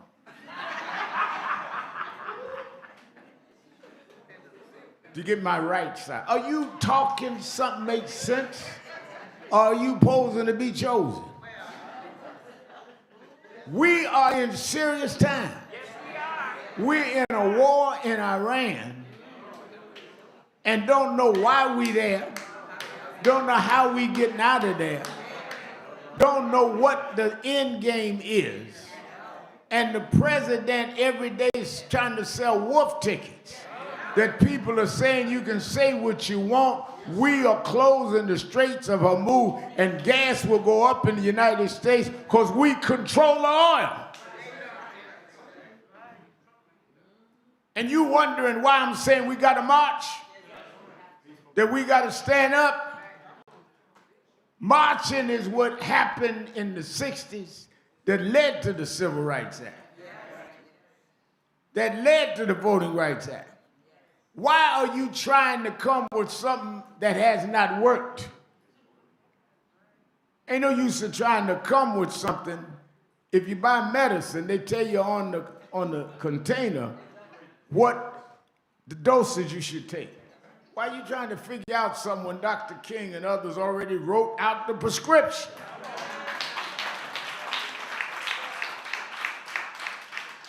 Then you have those that are just afraid. It is a shame that we take for granted that we have 60 blacks in Congress. We got 60 blacks in Congress because people voted. And they voted because there was a movement of marches and organizing that led to the Voting Rights Act. They ain't in Congress because they that smart. They've been smart Negroes before them. Just like Porter's calling me, talking about, well, Rev Al, or what do you think about Darlisa winning be the congresswoman. And all of the votes just happened in New York. Blacks losing power. And I done interviewed 2 or 3 others. What do you think? I said, first of all, I don't know who you interviewed, but Darzelina, who's been here 2 or 3 times, ran against a Dominican, not a black. So how did black lose power? Jordan Wright was in that race as a assemblyman. He won. Goldman ran against Brad Lander. That was one Jewish guy against another Jewish guy. How did black lose power? The other fight out there, Valdez won the congressional. You let people talk you into being defeated and you weren't even in the match. We still have a black speaker of the New York State Assembly, Carl Hastie. A black woman, strong black woman, Andrea Stewart Cousins, majority leader of the New York State Senate. A strong heroine woman as a state attorney general in Tish James. 2 black DAs. All blacks still in power. If we get behind them and make a coalition with Latinos and others, we will not be talked into defeat. We will solidify an agenda for all of us.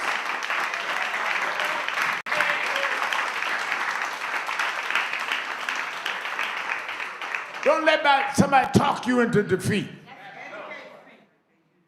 They always, some of us, in our personal life, they always told you what you couldn't be. My father left when I was 10. I ended up in Brownsville, tenement. I was used to middle-class house out in Hollis, Queens. I had to figure out a shift in life. And everybody said, well, he ain't gonna be nothing now. He's a boy preacher, but he ain't gonna be nothing now. But my mother told me, life is not about where you start. Life's about where you're going. Keep your eye on the prize. When I was 12, I brought at Bethany Baptist Church, would go and join Operation Breadbasket. Jesse Jackson came through and taught us, I am somebody. That's why I was loyal to Jesse till he died. I was his #1 student. Because I needed somebody to tell me I was somebody. But then I remember that there was a sermon that Bill Jones preached. And sometimes in the middle of all of this onslaught by Trump, in the middle of all of this backlash, in the middle of this fighting for people like Nolan, you can get discouraged. But I go to the book, and I go to the Bible, Reverend Stevenson, and I was reading this week, riding back from Mississippi on the plane. I went to Isaiah. Give me Isaiah 54th chapter. In Isaiah, they had gone through a point of contention where there was real misery and the enemies had come against them. And God said to them, don't worry about the enemy. Because yes, you will be attacked, but I already measure how effective the attack will be. I'm talking to somebody. Said in the middle of the battle, don't forget God not only created you, he created what they're going to use to battle against you. He said, I know the measurement of the instruments of war because I created all things. So I'll let them test you. But if you trust me, you will not be defeated. I thought about that January 1991 when that man ran out the crowd. White guy stabbed me in the chest for leading the march in Bensonhurst, Brooklyn. They didn't want blacks in the neighborhood that killed Yusuf Hawkins. Man tried to kill me. As I laid in the hospital bed, Cornell Hospital, I thought about that scripture in Isaiah 54. And I thought about the 53rd chapter before where he says, I made the instruments. God made the instrument, or the man that stabbed me. I didn't know the breakdown until later, but he had a 5-inch knife. But he came in the chest, the blade went 3 inches, and God curved it where it didn't hit my heart. The same God that made him made me and made the ability of the knife. I come to tell you this morning that no matter what you're going through, God allowed it and God will bring you through. If you hold up and you stand strong, God will make a way out of no way.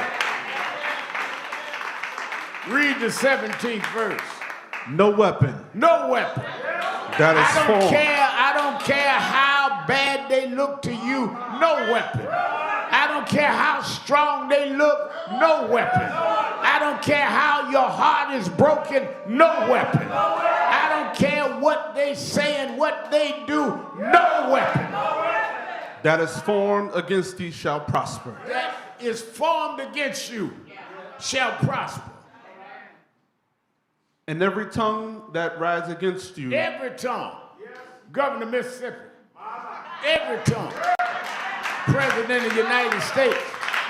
Every tongue that rise up against you. The Lord himself shall condemn. The Lord shall condemn. This is the heritage of the servants of God. This is the heritage and of the servants of God. And let me stop right there. We march on August 28th. We meet every Saturday. This is our heritage. We are the heritage of Dr. Martin Luther King. We're the heritage of Medgar Evers. We're the heritage of Jesse Louis Jackson. We can take your best shot because we know that God said no weapon. Go ahead and point it at me if you want, but no weapon. He didn't distinguish different, but no weapon. No weapon. Shoot what you got, but I know what I have. No weapon formed against me shall perish. I was coming back the other night late through LaGuardia Airport. Guy stopped me and wanted to take a picture. He said, Reverend Al, I've been following you since you was a little youngster. He said, don't you get tired? I saw on the news you were in Mississippi today. I said, yeah, we just landed.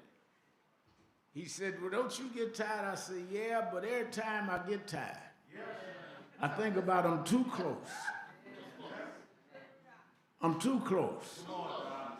You can quit too soon and you won't make it to what you was traveling for. I'm too close to turn around now. I've come too far from where I started from. Where's Reverend Rudolph? I'm too close.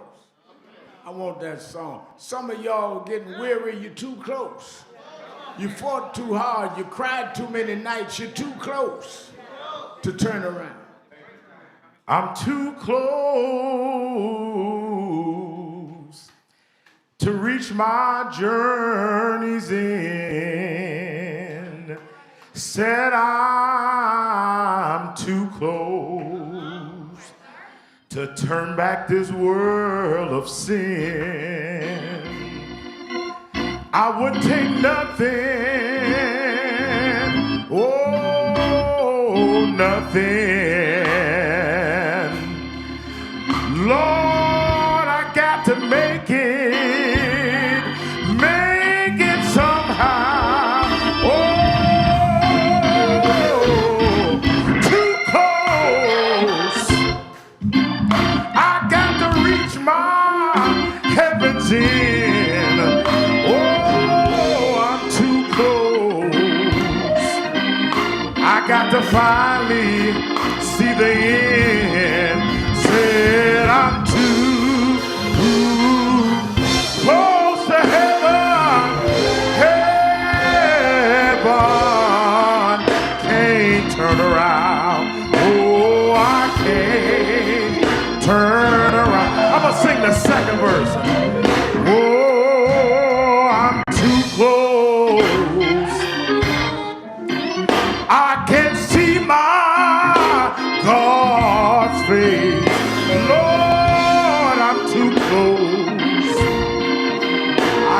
tell this world that I love this race. Said I'm too close because the Lord is holding my hand, and I know the Lord, He'll lead me to the promised land. Hey, I'm too close. I wanna see my mother again. Lord, I'm too close. Hey, I got to see the Lord for myself. Said I'm too, yeah. Oh, I can't turn around. Oh, I can't turn around. Well, don't you know I'm too head from hell? Don't you know I am? Anybody want to go to heaven? Hey, don't you know that I, yeah, yeah, yeah. Don't you know we got a few more races to run? Yeah, to heaven. Oh, I tell you, I'm on my way. I'm on my way. I'm on my way. I'm on my way. I'm on my way. Oh, I got a few more turns. Do you want to go? Why don't you wave your hand? Yeah, I got a few more races to run. Oh, yes, I do. Yeah, yeah. Don't you want to go? I'm too close. Too close. Too close. Yes, sir. Oh, don't you know that to heaven. I can't turn around. No, yes, I can't.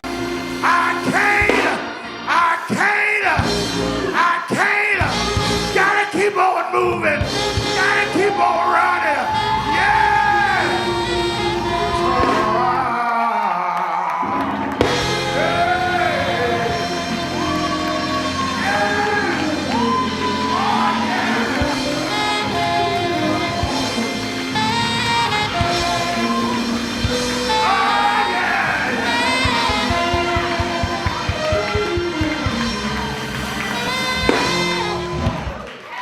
Everybody's singing.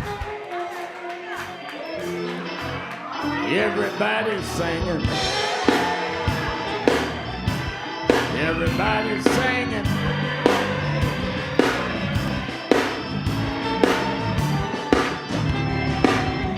Everybody's singing.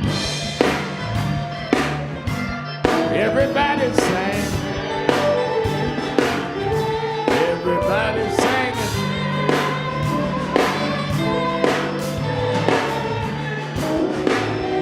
Sing it like you mean it. Sing it like you mean it. Sing it like you mean it.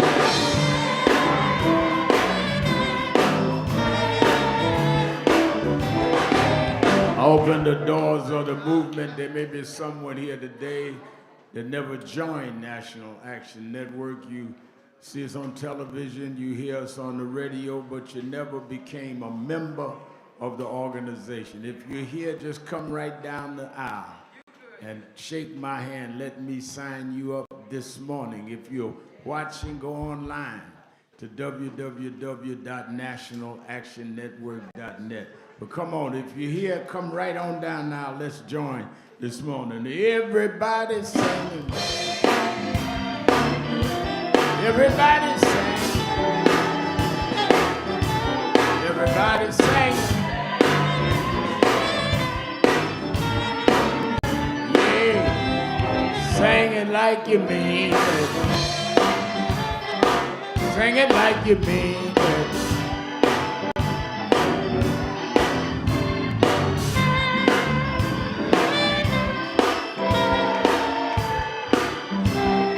One more time, y'all. One more time, y'all. One more time, y'all.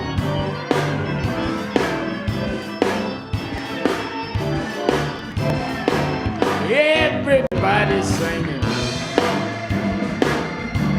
Everybody's singing. Everybody's singing.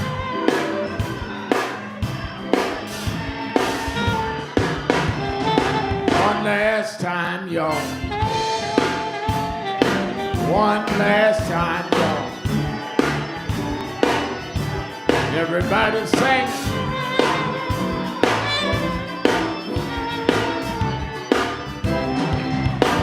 All right.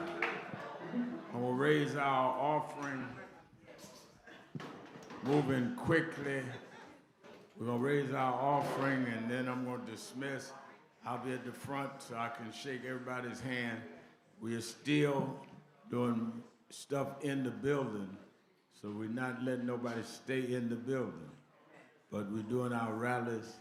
But I need to raise our offering. Reverend Rudolph Biggest Ears jumping up here. I may need a new stage.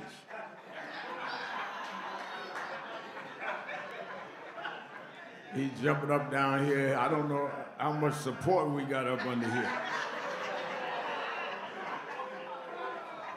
And y'all just clap it. Go ahead, Reverend. I said, hold up, Reverend.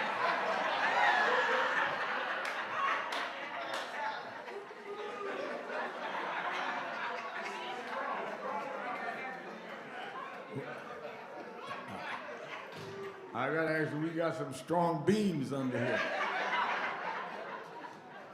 So I need to raise our offering. I didn't see if our National Action Network National Board member, Commissioner Rodney Ellis, is here with us today. All of y'all watching from Houston, Commissioner Ellis is in Harlem at his organization.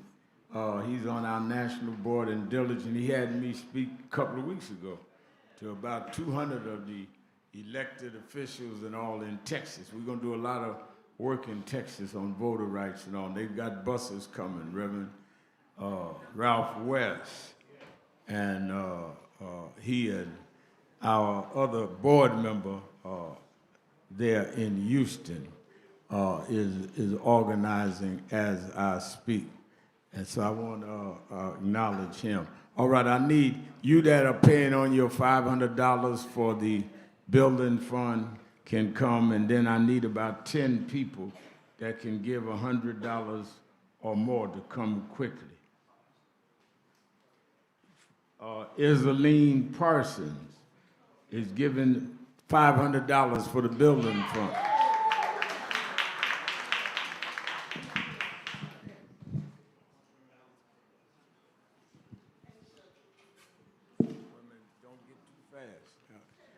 Carolyn Fields is giving her last $300 for a $500 commitment to the building fund. You got in your hand. All right, now, give me some hundreds. I need about 10 hundreds. Jumpstart Community Training, $100. That's Jamie Bland, one of our best chapter leaders. She won the Michael Hardy Award this year. Winston Gilchrist, $100. Winston Gilchrist, $100. Deborah Lester, $100. Cecil Roberts, $100. Guardians, $100. Dr. Jesse Fields, $200. Sister Edwards, $100. Y'all can give up in the balcony, just give the bucket up there and I'll call your name. Just give me the names, I'll get to the balcony. Dr. Ron Daniels, $100. I didn't even see Ron Daniels up there. Ron Daniels in the house. international leader. I didn't see him up there. Anonymous $100. All right. All right, give me 20s, 20s, 20s, 20s. What happened to 50s? Then let's get 50 then. I'm glad you brought it up. 50s, 50s, 50s. Minister Carolyn, $50. Choir, $73. Dawn Jones, $50, our board member.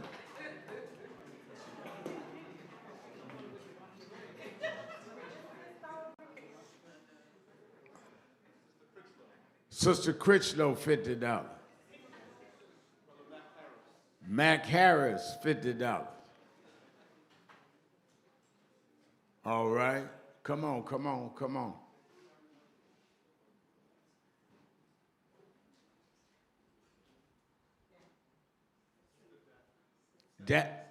Stephanie, $50. All right, Reverend Pastor Tyrone Stevenson, who spoke this morning from Hope City, is giving $1,000 to the building fund. $1,000.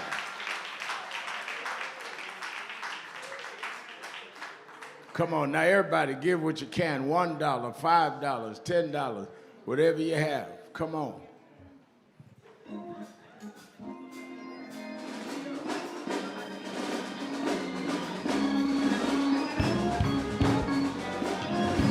Whatever you have.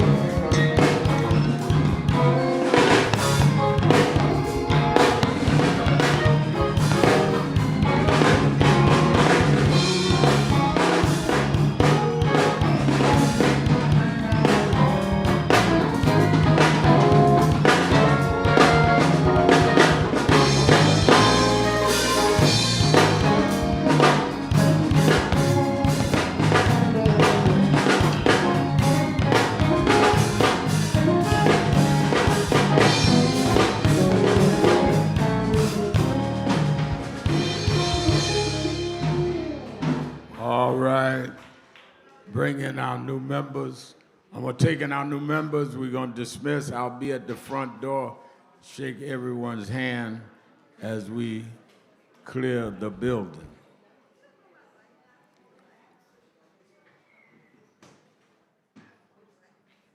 And again, I thank Dr. Stevenson, giving to our building fund, $1,000.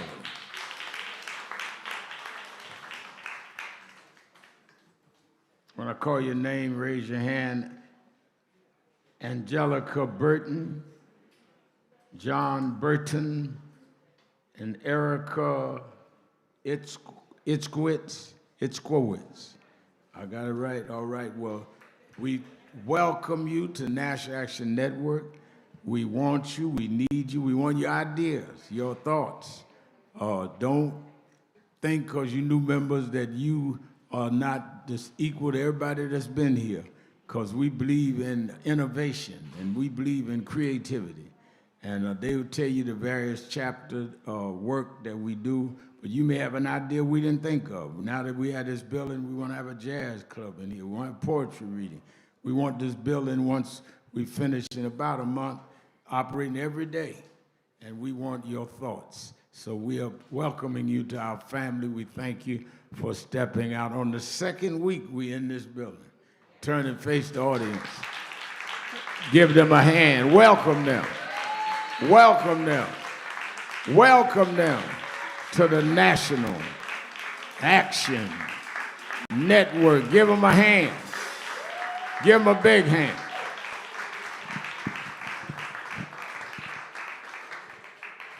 All right, let us all stand. Let us all stand and prepare to leave. I'll be at the front counter to shake everyone's hand. And thank you for being with us another Saturday morning. Amazing grace, how sweet the sound that saved a wretch like me.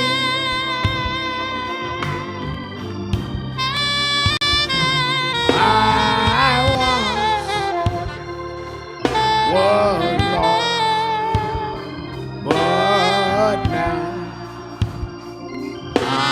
I'm found. Was blind, but now. Repeat after me. We're an African people, right? Robbed of our homeland, robbed of our names, our language, our family, our self-respect. But we shall rise, never to fall again. Up, you mighty race. We can accomplish what we will. No justice, no peace. No justice, no peace. No justice, no peace. Shake hands with the one you next to. Shake my hand before you leave.